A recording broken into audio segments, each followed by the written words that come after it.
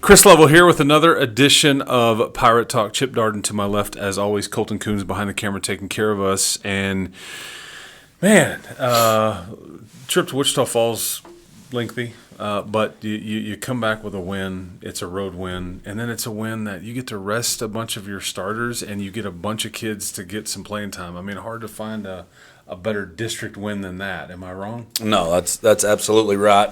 We're getting pretty used to that Wichita Falls trip. We've done it for a while now, so a little different than that first time we made it when it seemed like forever. But and then I think especially after the Lovejoy trip, we were like, "Oh, get home at 2 a.m. That's easy money. I got plenty of time to get some sleep."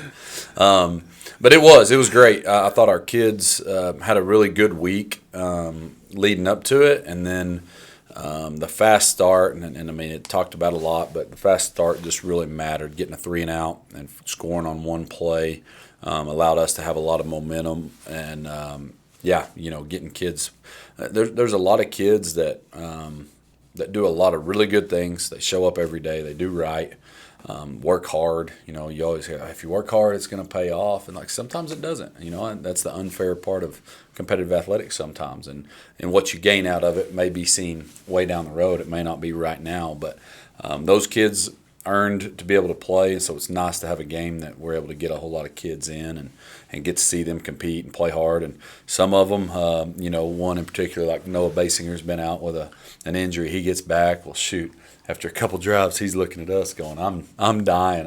I'm out of shape. But, when you've got kids that are getting that many reps that they're going, okay, I'm working to get in shape like you do early in the season, it's nice to see and I think well earned on their part. You mentioned the fast start or scoring early. How much thought do you guys put into if you want to do something tricky or take a shot on that first play? How much thought do you put into that? And do you overthink it? Do you go, hey, let's do it, or hey, we see something? I mean, how much thought goes into that? Because sometimes you don't. I think it depends on the week. Like last year, I think the Amarillo High game, we thought we needed to take a shot early. We needed to do something, and we said, let's don't do it the first play. We'll do it the second play. And so we did. We had the flea flicker on the second play of the game against Amarillo High last year. This year, this game, a lot of it was the Plainview game, which was a good win for us, but it felt weird. And I think the big thing that we finally put our finger on was there wasn't a whole lot of fun being had. Like coaches, players, it was like a stressful sideline and business like. And if you're not going to have fun playing football, then what are we doing? If you're not going to have fun coaching it, then what are we doing? And Coach Bacchus actually texted me. That was kind of my theme for the week was have fun and enjoy it. And he texted me Saturday or Sunday, said, hey, to get us to have fun, what if we open with a trick play? I said, love it. So we drew up a trick play on Sunday and decided we're going to start every day of practice. We're going to start it with this trick play. They're going to know it. And so the kids knew exactly what we were going to call on that first play, executed it well. And, when you've got Ryan Rodriguez, Caden Brown, and Michael Deaver involved in a play, it's usually a pretty good play.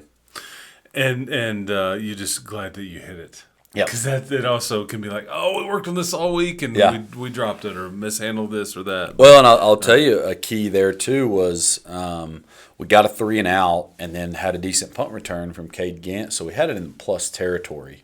Or right at midfield. I mean, it's one of those, if you're at your own 20 and then you don't hit it and now you're 2nd and 10, it's kind of like, man, that's not great. But we were in an area that probably was a 4-down territory. You kind of had a throwaway down anyway. So, anyway, worked out well and nice start up 7-0 real quick. Yeah, and is there something too in games that you feel like you've coached, and whether that is something that's new or that has spanned over the last 5 to 10 years, scoring first, halftime leads, things like this? Is there anything to that, or is that overstated?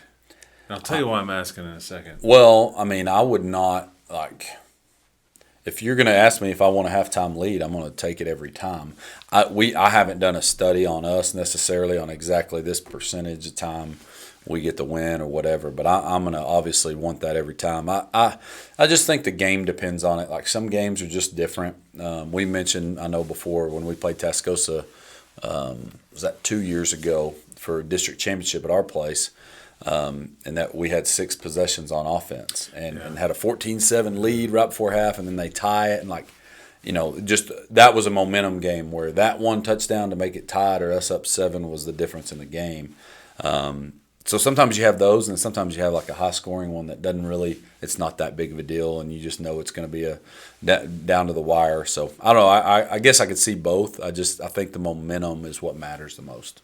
Because that's what you get into thinking about, we'll win the coin toss. Okay, what do I want to do here? Do I want to get out to that lead and maybe get an extra possession in the game by taking the ball and all that? Or – well, I like having it backloaded, and I know I'm going to get it out of the locker room. I don't know. The reason I was asking is I think there's like 400 Division I college games this year, and they've statted it up, and like I think 80% of the teams that have a halftime lead win the game. 80%. There you go. Yep. And 74% of the teams that score first win. Those are big numbers, big time. And I just wouldn't have guessed that. Yeah. But when you see that, and again, high school it's different. But I just was curious because I think some of that the same stuff translates. Yeah, for sure. And we're usually a defer team, which I think most people used to be. That's the smart play, and you try to double it up. Like if we can kind of work it out, we get the ball at the end of the half and the beginning of the half. Absolutely. And I think it was Belichick. I've said it before. There's a study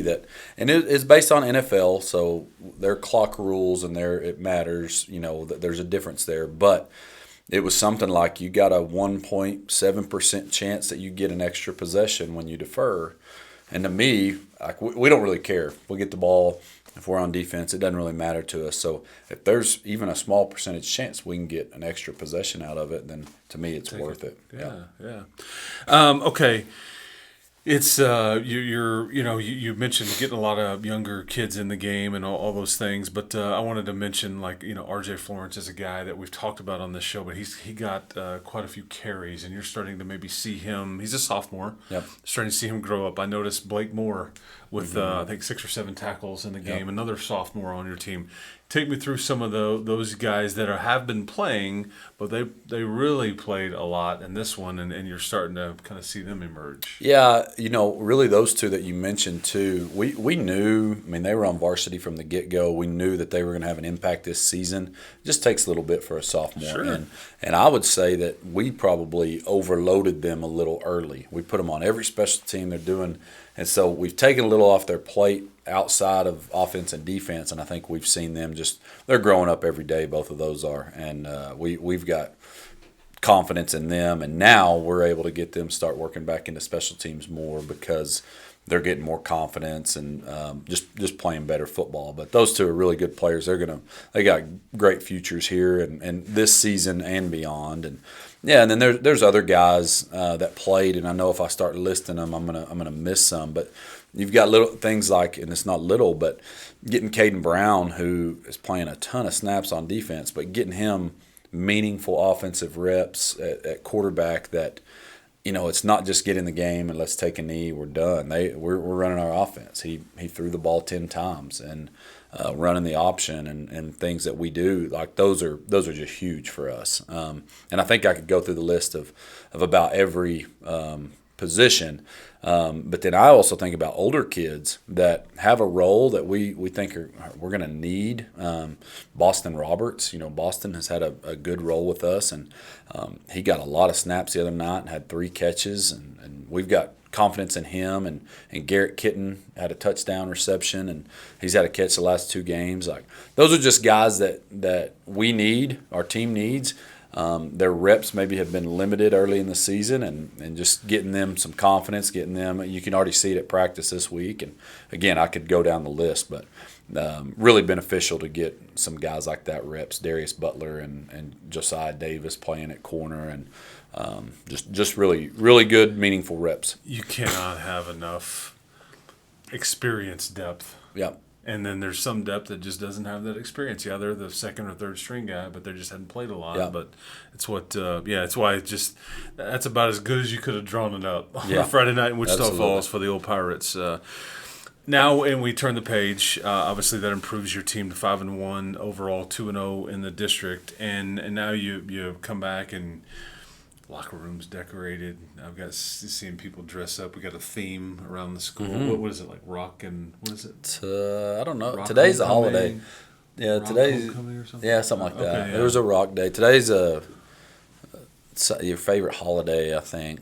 All my crews got Halloween stuff, but Landon Winton, principal, had a great Festivus.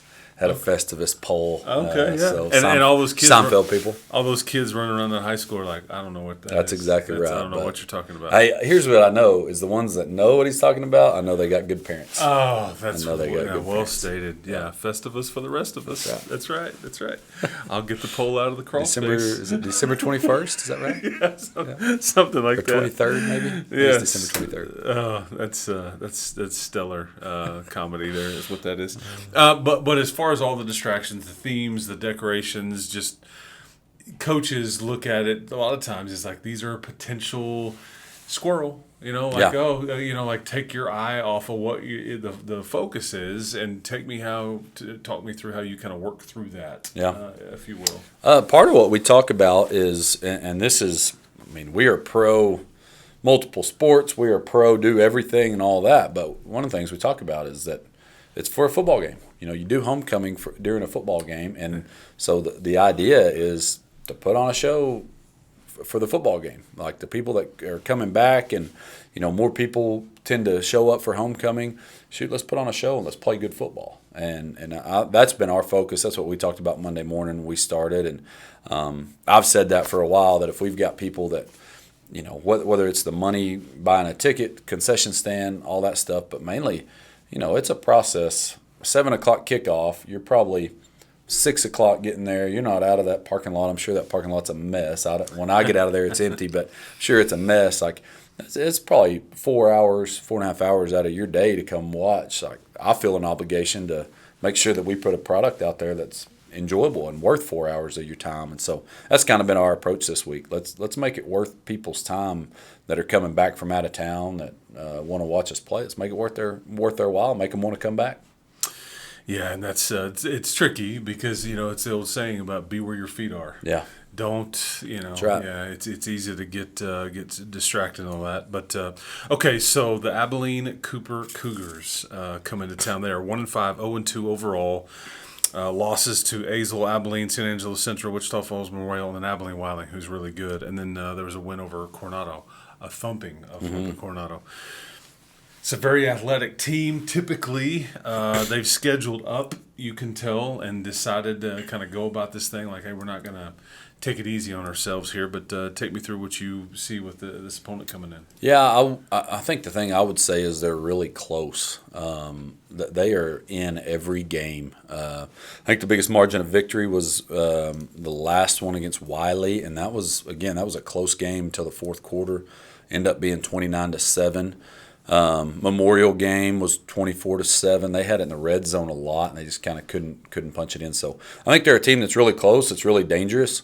They've got athletes like you said, but they're just big. They've played this level of football for a long time, and so our guys know how good they are. We're like we said, we're honest with them on Mondays when we come in, and we told them this is a really good football team, and don't look at record. They started with two teams that a lot of people think are the favorites in the district, in Memorial and Wiley, and so they've had a brutal schedule. And our goal again.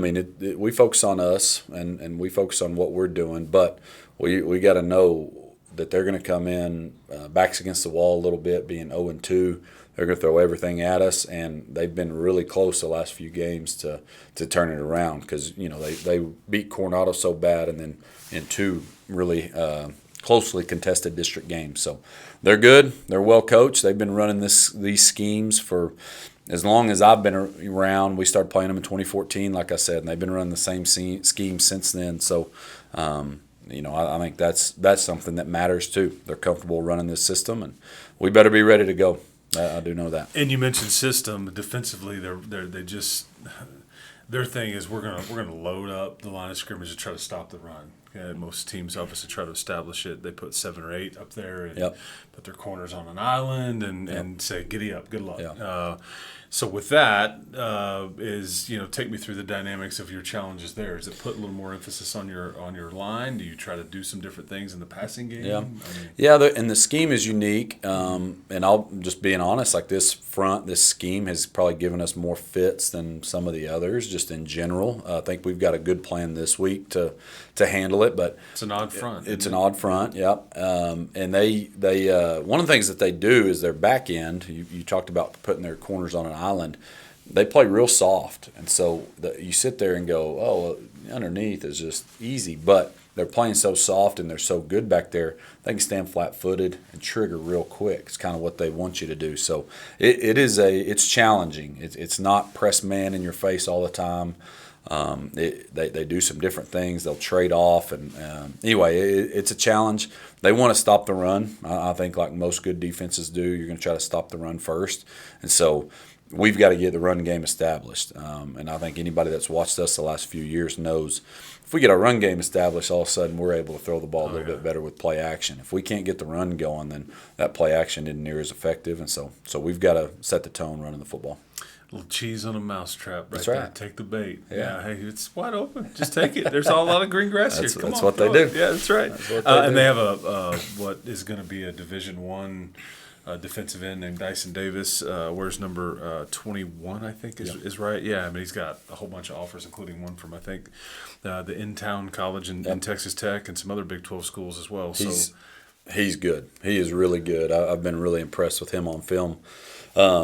So that'll be a challenge, but I think that's what our kids like. Our kids like going against that. And number 10 on defense, too, is a secondary guy that's impressive. They've been able to put him at safety and then move him to corner, and he doesn't skip a beat. He had a pick six in their last game. But, yeah, I mean, anyway, you go through every position group, and they've got some talent. And the quarterback, so we'll flip sides or whatever. Quarterback, we're going to run a lot of RPO stuff. Yep. He's a problem in that he's a dual threat. So if he doesn't like what he sees, he can hand it, give it, throw it. I mean, that's what that system is set up to do. Yeah, really good. And I think he's a smart football player. They run a lot of zone read or even some down scheme reads. But then he's also smart enough on one that's not a read. He sees an opening. Sometimes he'll just pull it and kind of make a play. So he's impressive. They've rotated a couple different running backs. Both of them are explosive. I think that's the thing that you see with them is they've got guys between two running backs, the quarterback, number 3, who is also a DB.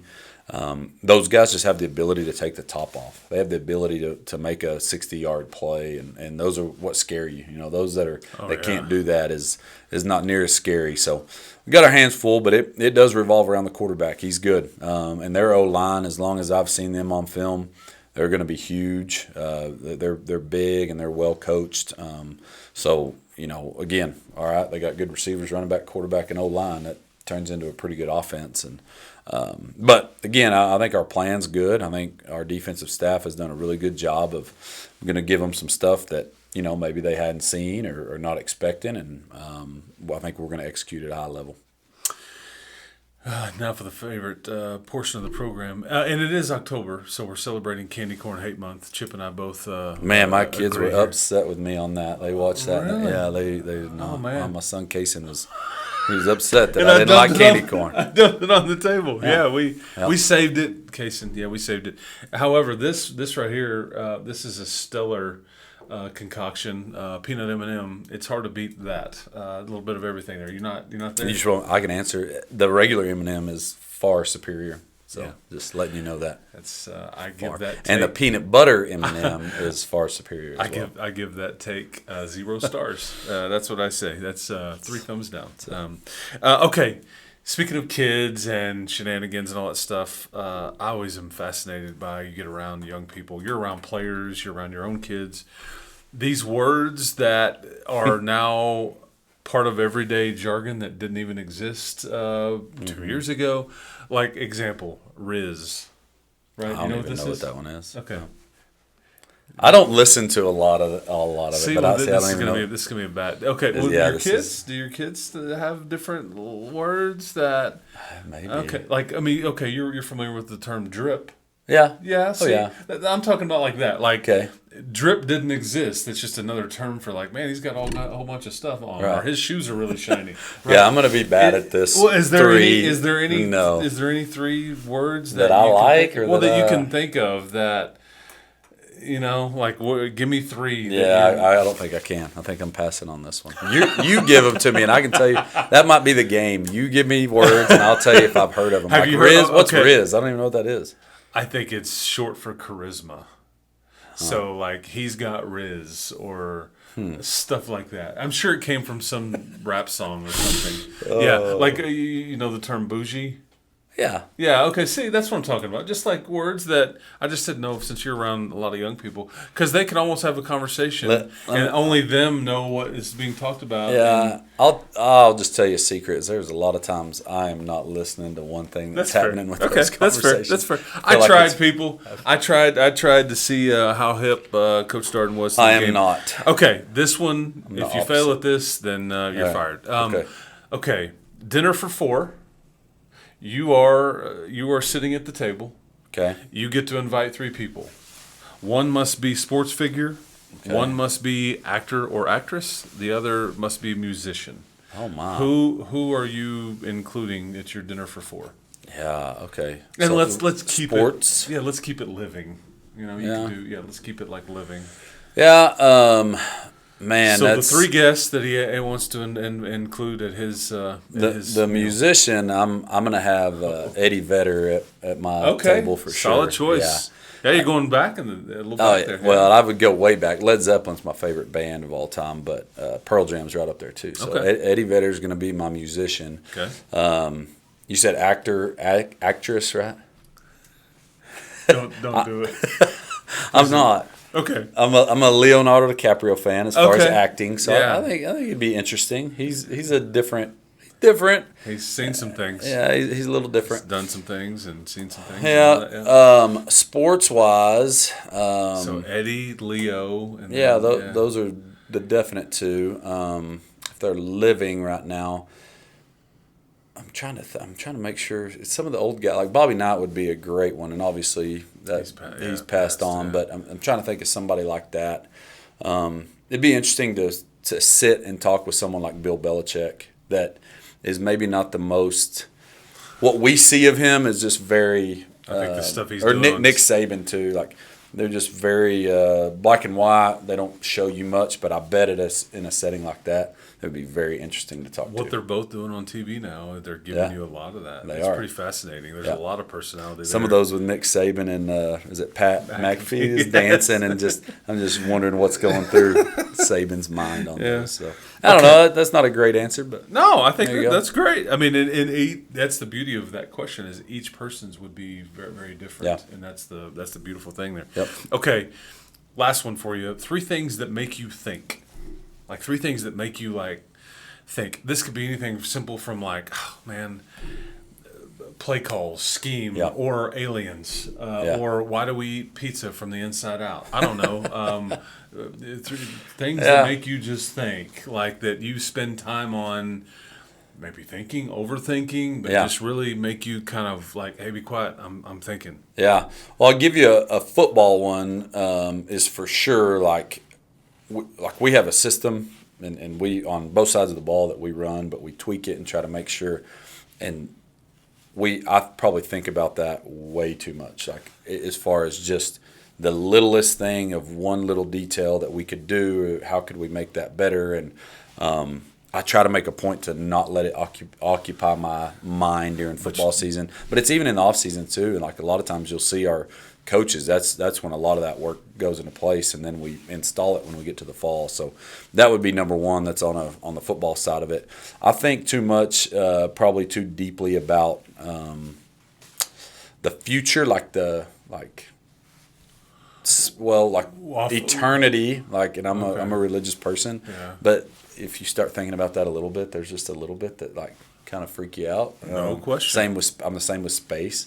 Like it has to end. Right, like there's got to be an ending. It can't be infinite. Yeah, So there's I totally. does that count as two answers? Sure. Well, yeah. I mean, it's probably the same kind of thing, but I mean, Yeah. that's kind of what I was, And again, every person's is different on what. I mean, like I said, sometimes people think about the pizza thing, or man, why is it that when I clean a vacuum cleaner, I become a vacuum cleaner? Right? I mean, just stupid stuff like that. Is water wet? That's a dad joke. Well, I'm saying is water wet, but I then know. there's like the deep, like, man, is there afterlife? Is there Yeah, is there those are somebody the- else living out there on another planet? Those are the there ones. Yeah, I mean, yeah. So anyway, because you get in around your coaches, and there's time to kill and fill, and these are the kinds of Lee Hayes fills that time a lot for everybody. Coach Hayes has stories that are not for this television show, but they're pretty good. They keep us occupied. Well, good luck. Homecoming game be on 7 o'clock there at Pirate Stadium. We'll have full coverage on the LCISD YouTube channel, camera crew, the whole thing. It'll be on radio at 100.7 The Score. So we appreciate everybody for listening, tuning in, all that stuff. If you can't watch it, which you should be able to on your phone, computer, whatever, you can download the 100.7 The Score app and listen to it and all that stuff, and we'll have coverage of that. So good luck to Coach Darden here and the Pirates as they take on the Abilene Cooper Cougars. So with that, we'll wrap this one up. It's been another edition of Pirate Talk.